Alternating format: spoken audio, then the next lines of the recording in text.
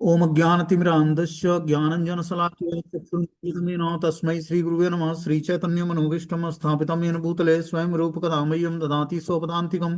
वन्देऽहं श्रीगुरुः श्रीभूतपदकमलं श्रीगुरून् वैष्णवाचं श्रीरूपं साग्रजातं सहगण रघुनाथान्वितं तं सजीवं साद्वैतं सावधूतं परिजनसहितं कृष्णचैतन्यदेवं श्रीराधाकृष्णपादान् सहगण ललिता श्रीविशाखान्विताश्च नारायणं नमस्कृत्यं नरं चैव नरोत्तमं देवीं सरस्वतीं व्यासं ततो जयमुदीरये शृण्वतां स्वकथा कृष्ण पुण्यश्रवणकीर्तनं हृदयन्तस्तु भद्राणि विधनोति सुरसतां नष्टप्रायेषु भद्रेषु नित्यं भागवत सेवया भगवती उत्तमश्लोके भक्तिर्भवति नैष्टिकी तदा रजस्तमो भावः काम लोभादयश्चेत् चेत एतेन निरावृतं स्थित सत्य प्रसिद्धति एवं प्रसन्न मनसो भगवत भक्ति योगता भगवत तत्व विज्ञान मुक्त संगस्य जायते विद्यन्ते हृदय ग्रंथि छिद्यन्ते सर्वसंशयं क्षीयन्ते चास्य कर्माणि दृष्ट्वा एवात्मनीश्वरे धर्म प्रोजितो कैटप्पो अनत्रो परमुनिर्मत्सराणां सतां वेद्यं वास्त्रमत्र वस्तु शिवदं तापत्रय उन्मूलनं श्रीमद्भागवतं प्रमाणामलं प्रेमो कुमार्थो महान् श्री चैतन्य महाप्रभु मतमिदं तत्रादरो नापरहे हे कृष्ण करुणा सिंधु दीनबंधु जगतपतये गोपेश गोपिका कांत राधा कांत नमस्तुते तप्त कांचन गौरांगे श्री राधे वृंदावनेश्वरी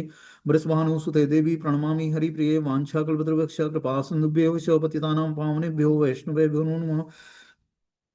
जय श्री कृष्ण चैतन्य प्रभु नित्यानंद श्री अद्वैत गदाधर श्रीवासादि श्री गौर भक्तवृंद हरे कृष्ण कृष्ण कृष्ण हरे हरे हरे राम राम राम हरे हरे।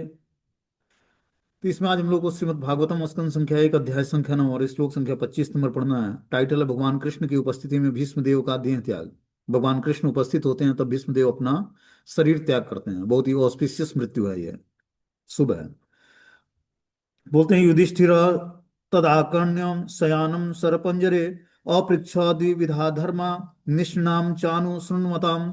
सूत गोस्वामी ने कहा कि भीष्मदेव को इस प्रकार आग्रह पूर्वक स्वर में बोलते देख महाराज युधिष्ठिर ने समस्त महर्षियों की उपस्थिति में उनसे विभिन्न धार्मिक कृत्यों के अनिवार्य सिद्धांत पूछे। तो भीष्मदेव जो है सरसैया पे सोए हुए हैं, विश्राम मतलब जो है बाणों की सैया पर, वो अब अंतिम अवस्था में है। ठीक है ना। तो जितने भी ब्रह्म ऋषि थे, राज ऋषि थे और देव ऋषि थे और स्वयं भगवान कृष्ण और पांचों पांडव वहां पर उपस्थित हुए और उनकी उपस्थिति में भगवान ने उनको दर्शन दिया, सबकी उपस्थिति में। और भगवान ने पांडवों से बोला, महाराज युधिष्ठिर से, कि आप अपने पितामह से कुछ क्वेश्चन पूछिए कि राज्य का कारोबार कैसे चलाना है और कैसे जो है एक राजा को क्या क्या नियम पालन करना चाहिए राज्य को सुव्यवस्थित चलाने के लिए। तो गोस्वामी कहते हैं कि भीष्मदेव को इस प्रकार आग्रह पूर्वक स्वर में बोलते देखकर महाराज युधिष्ठिर ने समस्त महर्षियों की उपस्थिति में उनसे विभिन्न धार्मिक कृत्यों के अनिवार्य सिद्धांत पूछे कि एक राजा को क्या धार्मिक कृत्य को अपने राज्य में पालन करना चाहिए। इसके बारे में उन्होंने आग्रह किया कि आप हमें बताने का प्रयास करें। भीष्मदेव को आग्रह पूर्वक स्वर को बोलते देखकर महाराज युधिष्ठिर समझ गया कि वे शीघ्र ही प्रयाण करने वाले हैं। अतः भगवान श्री कृष्ण ने महाराज युधिष्ठिर को प्रेरित किया कि धर्म के सिद्धांतों के बारे में उनसे पूछो। भगवान श्री कृष्ण ने महाराज युधिष्ठिर को प्रेरित किया कि वे अनेक महर्षियों की उपस्थिति में भीष्मदेव से प्रश्न पूछें, जिससे संकेत मिलता है कि यद्यपि भीष्मदेव जैसा भगवत भक्त सामान्य पुरुष की भांति रहता है, किंतु बड़े बड़े मुनियों से, यहाँ तक कि व्यास देव से भी अधिक, कहीं अधिक श्रेष्ठ होता है। दूसरी बात, भीष्मदेव उस समय न केवल सरसैया पर लेटे थे अपितु अपनी इस अवस्था के कारण वो अत्यंत कष्टमय स्थिति में थे। ऐसी अवस्था में उनसे प्रश्न नहीं पूछते जाना चाहिए था, लेकिन भगवान श्री कृष्ण यह सिद्ध करना चाहते हैं कि उनके शुद्ध भक्त सदैव आध्यात्मिक प्रकाश के कारण शरीर और मन से पूर्णतः स्वस्थ रहते हैं। अतएव भगवत भक्त किसी भी अवस्था में रहकर जीवन की सही दिशा बताने में समर्थ होता है।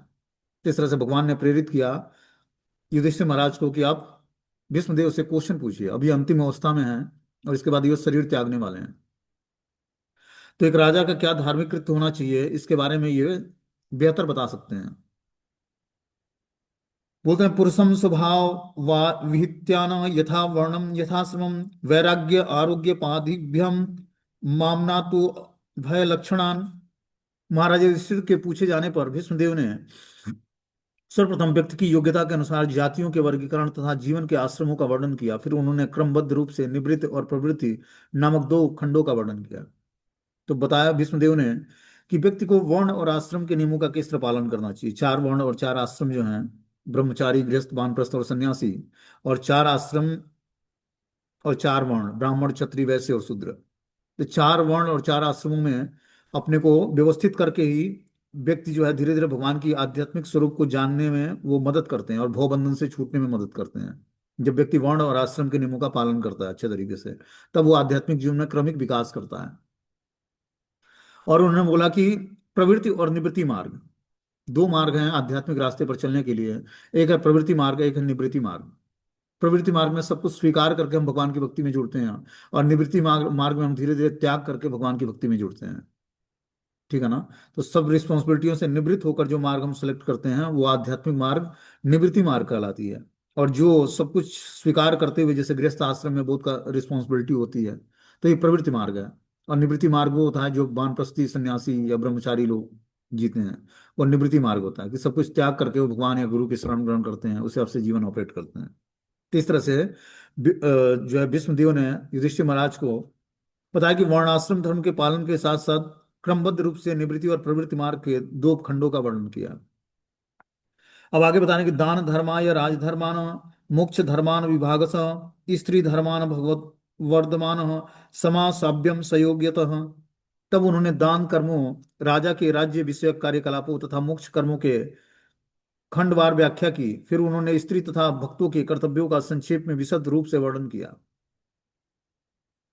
तब व्यासदेव ने क्या किया? दान कर्म, राजा के राज्य विषयक कार्यकलाप तथा मोक्ष कर्मों का खंडवार व्याख्या किया कि राजा के उत्तरदायित्व क्या होते हैं, उसके कार्यकलाप कैसे होने चाहिए, और वो मोक्ष कर्मों के लिए किस प्रकार वो राज्य में उसको लागू कर सकता है। फिर उन्होंने स्त्रियों तथा भक्तों के कर्तव्यों का संक्षेप में विशद वर्णन किया।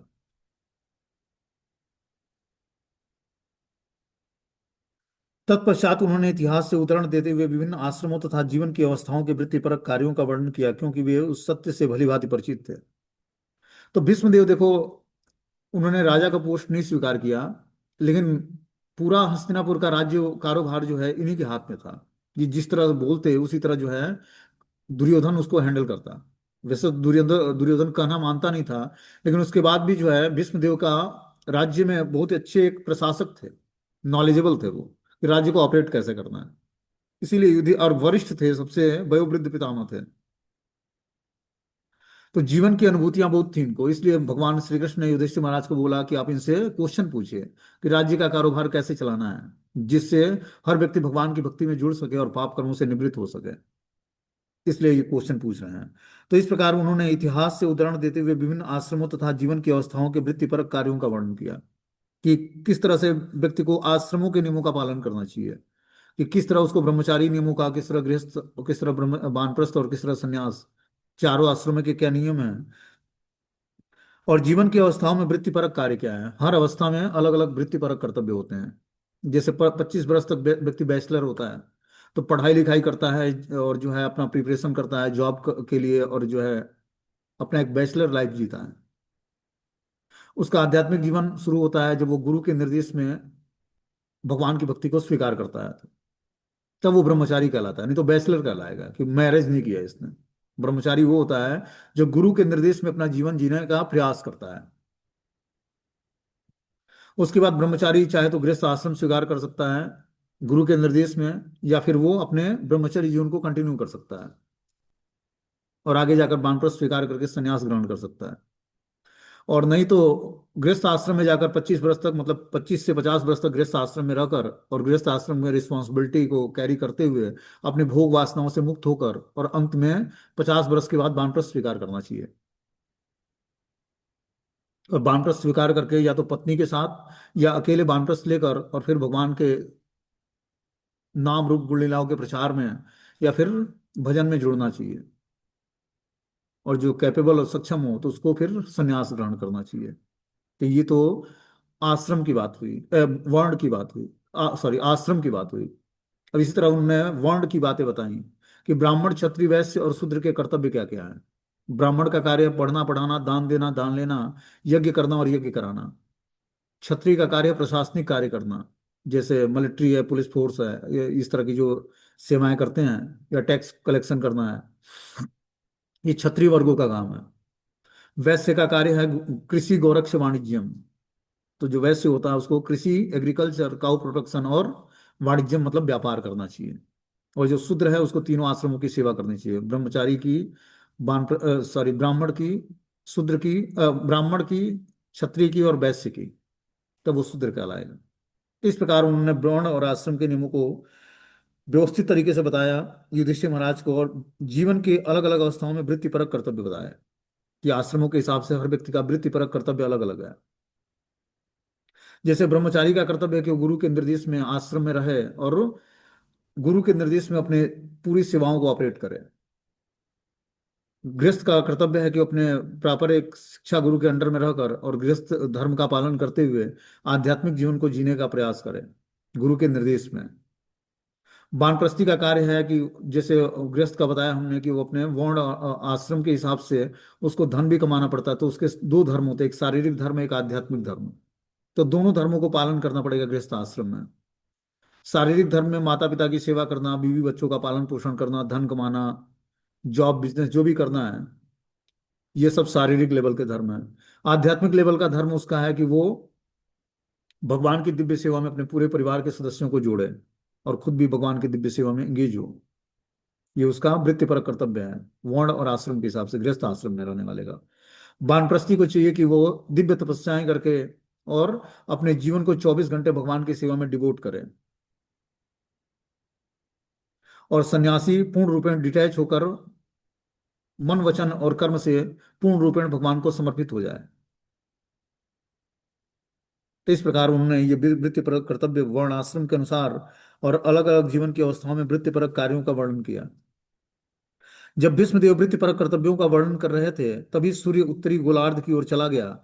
इच्छानुसार मरने वाले योगी इसी अवधि की कामना करते हैं। अब जो है, जब वृत्तिपरक कर्तव्यों का वर्णन कर रहे थे भीष्मदेव, तभी सूर्य उत्तरी गोलार्ध की ओर चला जाता है और इच्छा अनुसार मरने वाले योगी इसी अवधि की कामना करते हैं कि जब सूर्य उत्तरायण हो जाए तभी इच्छानुसार मृत्यु प्राप्त करनी चाहिए, क्योंकि इनको इच्छा मृत्यु का वरदान था।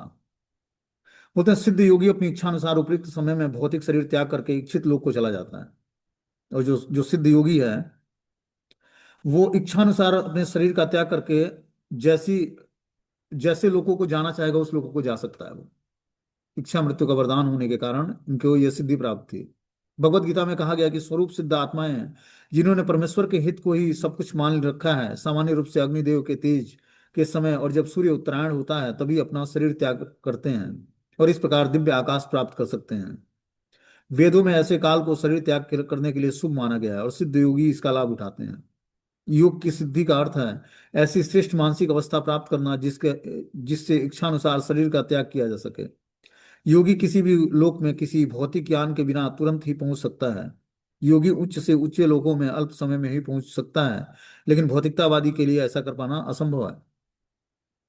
तो जो सिद्ध योगी है, मतलब भगवान की भक्ति में सिद्ध हो गया है, वो इच्छा मृत्यु का वरदान उसको प्राप्त हो जाता है और वो अपनी इच्छा अनुसार शरीर का त्याग कर सकता है और हाईएस्ट लोकों को जा सकता है अपने चेतना को भगवान में स्थिर करके। सारा खेल हमारे कॉन्शियसनेस का है। समझ रहे हो बात को? भक्ति के प्रोसेस में हम अपने कॉन्शियसनेस को संभाल कर हम आध्यात्मिक लोकों में प्रवेश कर सकते हैं। अंत काले च मामेवम स्मरण मुक्ता कलेवरम, कि अंत काल में बस जब व्यक्ति भगवान का स्मरण करते हुए शरीर का त्याग करेगा तो भगवान के धाम चला जाएगा। तो पूरे जीवन इसी की प्रैक्टिस करनी है, आर्ट ऑफ डाइंग, कि जीवन के अंत में मरना कैसे है और जीवन जीना कैसे है। ये मैं भगवत गीता से हम सीख पाते हैं कि आर्ट ऑफ लिविंग और आर्ट ऑफ डाइंग, जीवन जीना कैसे है और जीवन के अंत में मरना कैसे है। यही कला हमें भगवत गीता सिखाती है। और भगवान के एक एक श्लोक बोले हुए जो उपदेश हैं वो अपने जीवन में हम धारण करके, और आर्ट ऑफ लिविंग और आर्ट ऑफ डाइंग, जीवन जीना कैसे है और जीवन के अंत में मरना कैसे है, ये हम जान जाएंगे। इसीलिए भगवत गीता मैनुअल बुक है लाइफ का। उसको पढ़ के हम अपने प्रैक्टिकली जीवन में उतारेंगे तो हमारा जीवन सार्थक बन जाएगा। बताना तत्पश्चात वो व्यक्ति जो हजारों अर्थों से युक्त विभिन्न विषयों पर बोलता था और हजारों युद्धों में लड़ चुका था और हजारों व्यक्तियों की रक्षा कर चुका था, उसने बोलना बंद कर दिया। उसने समस्त बंधनों से पूर्ण रूप से मुक्त होकर अन्य सभी वस्तुओं से अपने मन को हटाकर अपने खुले नेत्रों से उस आदि भगवान श्री कृष्ण पर टिका दिया जो उनके समक्ष खड़े थे, जो चारों भुजाओं वाले थे और जगमग करते एवं चमचमाते हुए पीत वस्त्र धारण किए थे। तो इस तरह से भीष्मदेव ने, जो हजारों अर्थों से युक्त विभिन्न विषयों पर बोल रहे थे और हजारों युद्धों में लड़ चुके थे, हजारों व्यक्तियों की रक्षा कर चुके थे, अब वो बोलना बंद कर देते हैं क्योंकि सूर्य उत्तरायण हो जाता है। सूर्य उत्तरायण होते ही उनके शरीर त्याग करने का समय हो जाता है। अब इस तरह से वो बोलना बंद कर देते हैं और समस्त बंधनों से पूर्ण रूपेण मुक्त हो जाते हैं।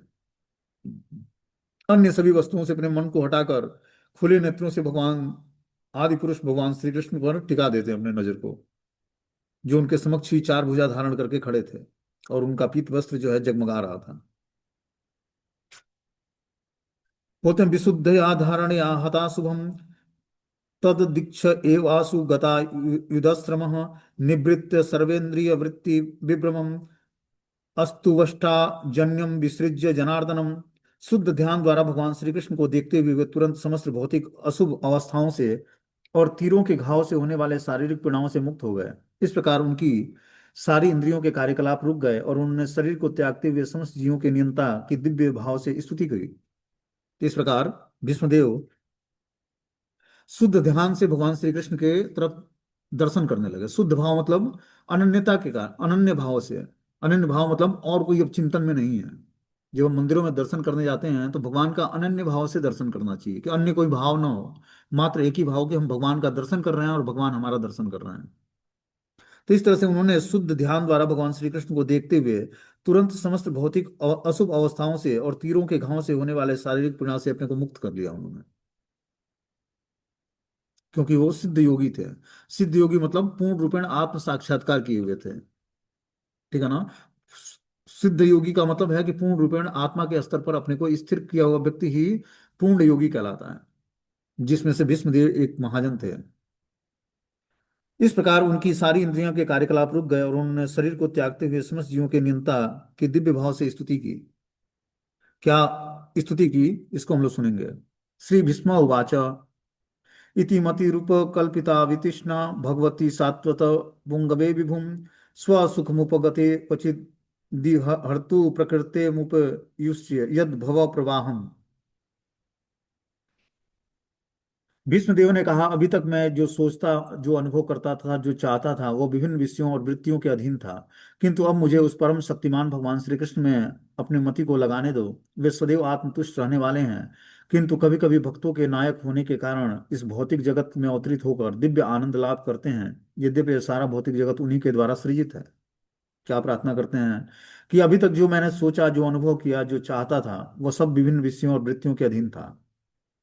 तो हम लोग जो है, जो भी सोचते, जो भी अनुभव करते हैं, जो भी चाहते हैं, वो किसी न किसी विषय और वृत्ति के अधीन होता है। किसी सब्जेक्ट पे हम सोचते हैं और किसी न किसी कार्य के अधीन होता है, वो वृत्ति के अधीन होता है। किंतु अब मुझे उस परम शक्तिमान भगवान कृष्ण में अपनी मति को लगाने दो, क्योंकि जीवन के अंत में अब वो चाहते कि मेरी मति भगवान श्री कृष्ण में लग जाए। वे सदैव आत्मतुष्ट रहने वाले थे, किंतु कभी कभी भक्तों के नायक होने के कारण इस भौतिक जगत में अवतरित होकर दिव्य आनंद लाभ करते हैं। तो भगवान अपने आप में पूर्ण रूपेण आत्मतुष्ट हैं, लेकिन भक्तों के नायक होने के कारण इस भौतिक जगत में अवतरित होकर और दिव्य आनंद लाभ करने के लिए इस भौतिक जगत में वो सृजित करते हैं, सृजन करते हैं। आगे अगली प्रार्थना में बोलते हैं कि त्रिभुवन कमलम तमालवर्णम रविकर गौर वरांबरम दधाने बपुर अलंकृत कुलावृताम नाब्ज बीज सखे रति अस्तु में अन्वज्ञाम।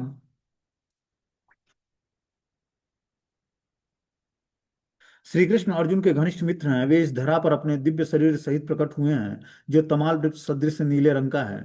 उनका शरीर तीनों लोकों, उच्च, मध्य और अधोलोकों में हर एक को आकृष्ट करने वाला है। उनका चमचमाता पीतांबर और चंदन चर्चित मुख कमल मेरे आकर्षण के का विषय बने और मैं किसी प्रकार के फल की इच्छा न करूं। तो जीवन के अंत में उन्होंने प्रार्थना किया कि हे प्रभु, श्री कृष्ण अर्जुन के घनिष्ठ मित्र हैं। वे इस धरा पर अपने दिव्य शरीर सहित प्रकट हुए हैं, कि भगवान का शरीर जो है दिव्य है, सच्चिदानंद विग्रह है और तमाल वृक्ष सदृश नीले रंग का है। उनका शरीर तीनों लोकों में हर एक को आकृष्ट करने वाला है। कृष्ण का शरीर जो है वो नील रंग के सदृश है, तमाल वृक्ष के सदृश है, जो इस भौतिक जगत में उच्च, मध्य और अधोलोकों में हर एक व्यक्ति को आकृष्ट करने वाला है।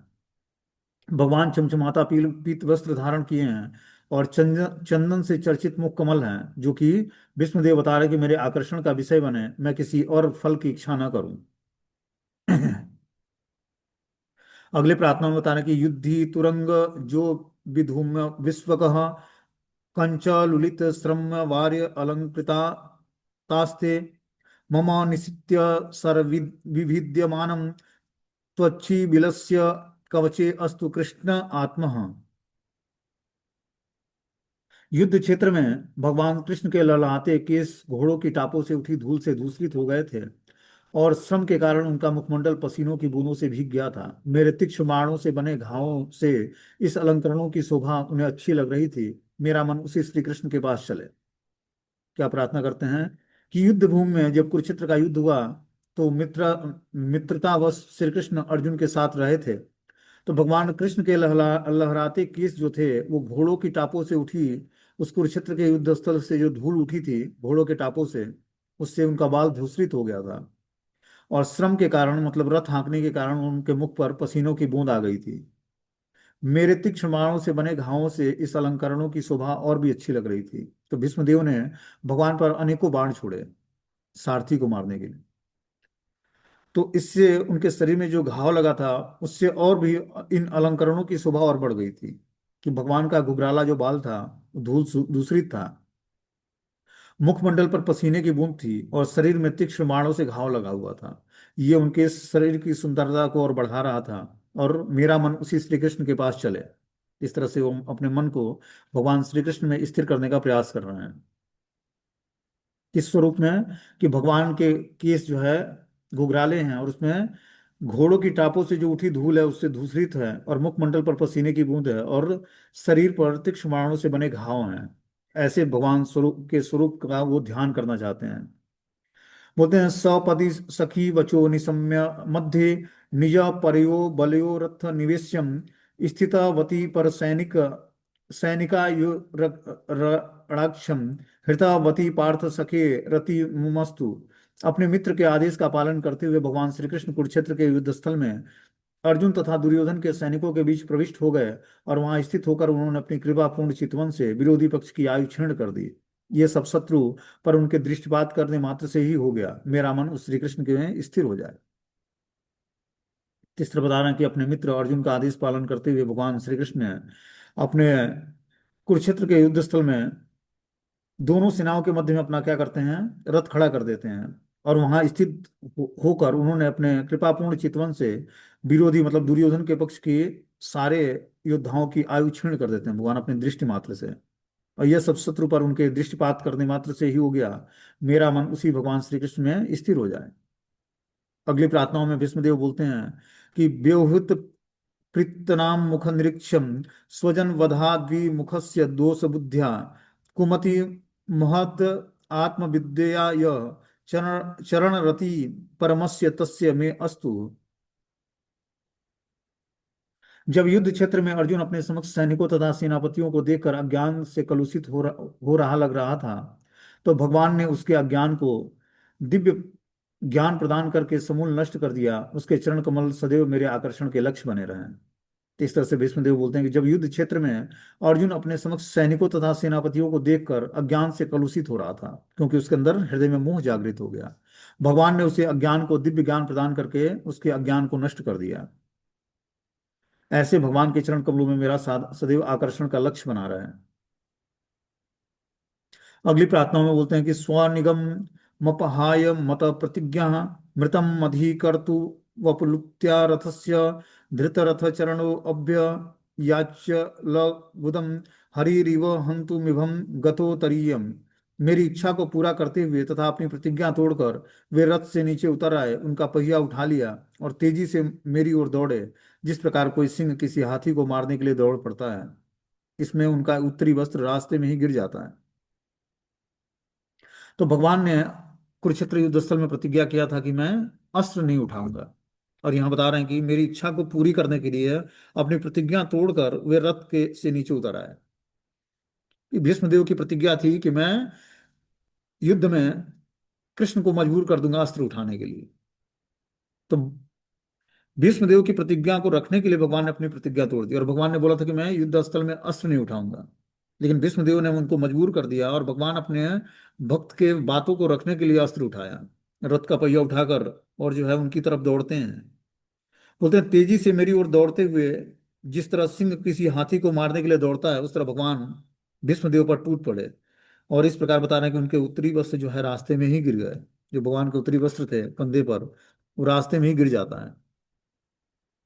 बोलते हैं सीता विशिख्य हतो विशीर्ण दस्सम क्षत्तज्य परिलुप्त आततायिनो में प्रसभ्य मभि ससार मध्यधार्थम स भवतु में भवान गति मुकुंदम। भगवान श्री कृष्ण जो मोक्ष के दाता हैं वे मेरे अंतिम गंतव्य हों।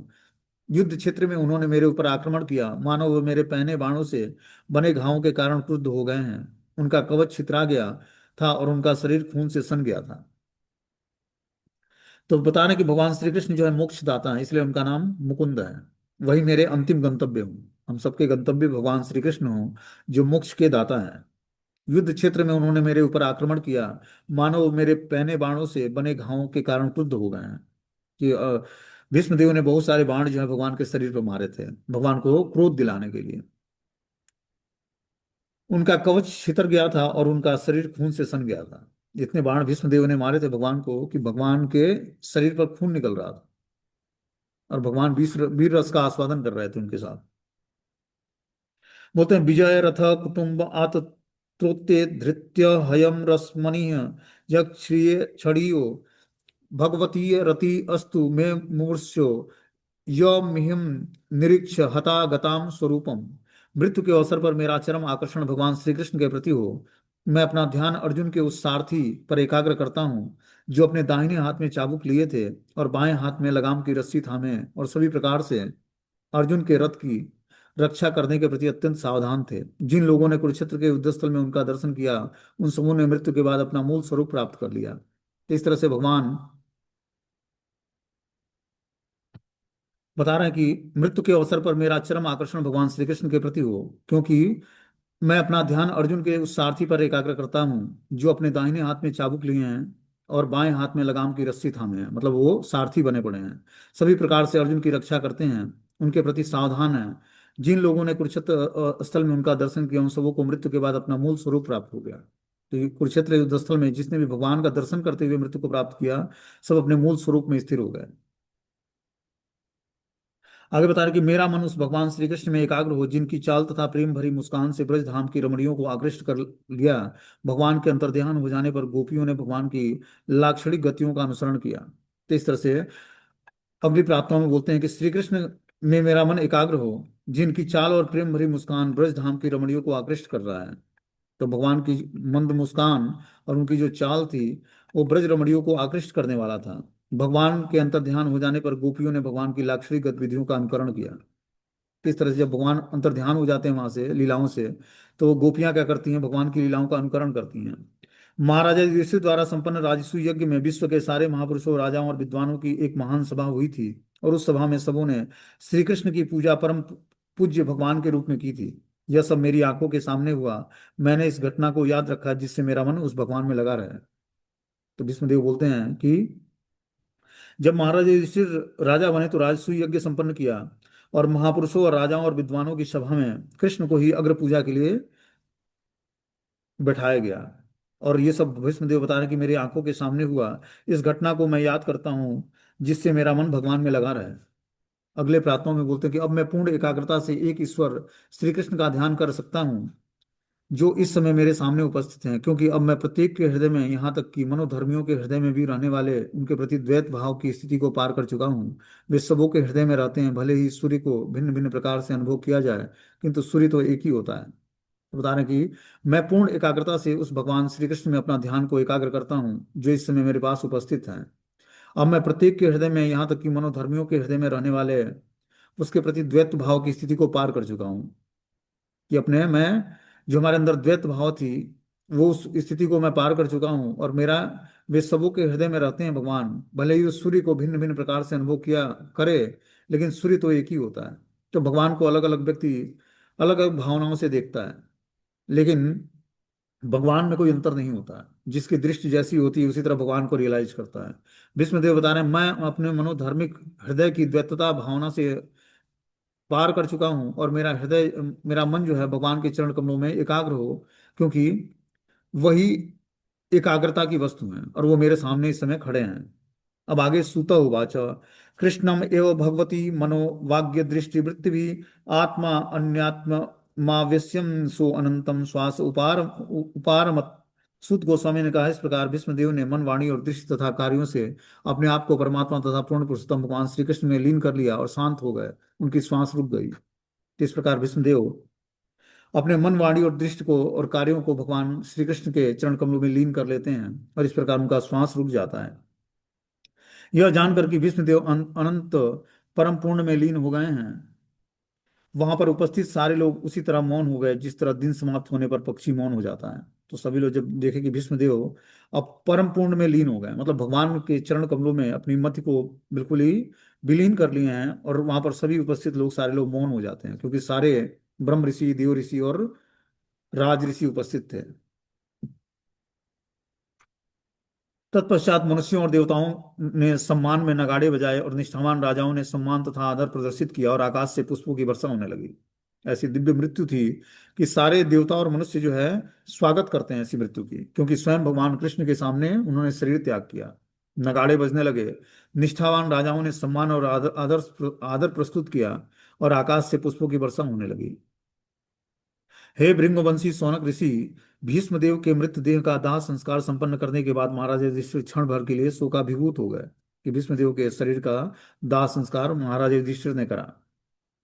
तब समस्त मुनियों ने वहां पर उपस्थित भगवान श्री कृष्ण का यशोगान गुह्य वैदिक मंत्रों से किया। वे भगवान कृष्ण को सदा के लिए अपने हृदय में धारण करके अपने अपने आश्रमों को लौट गए। इस तरह से जितने भी ऋषि महात्मा उपस्थित थे वहां पर सब समस्त मुनियों ने भगवान श्री कृष्ण का यशोगान गुह्य वैदिक मंत्रों से किया, और सब भगवान कृष्ण के लिए सदा के लिए अपने हृदय में धारण करके अपने अपने आश्रम को लौट गए। विष्णुदेव की कृपा से सबको भगवान श्री कृष्ण के दर्शन हो गए। इस तरह से उन्होंने भगवान के यशोगान में वैदिक मंत्रों का उच्चारण किया, और भगवान को अपने हृदय में धारण करके अपने अपने आश्रमों को लौट जाते हैं।